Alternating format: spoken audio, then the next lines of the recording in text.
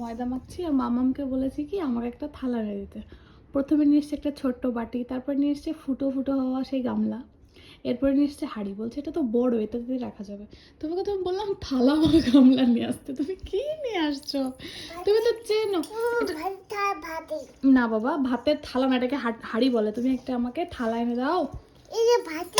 না, আমি তোমার জন্য এত সুন্দর খাবার বানাচ্ছি, তুমি এনে দাও। আমি কি বানাচ্ছি বলো তো তোমার জন্য? তোমাকে বললাম, বলো তো কি বানাচ্ছি তোমার জন্য?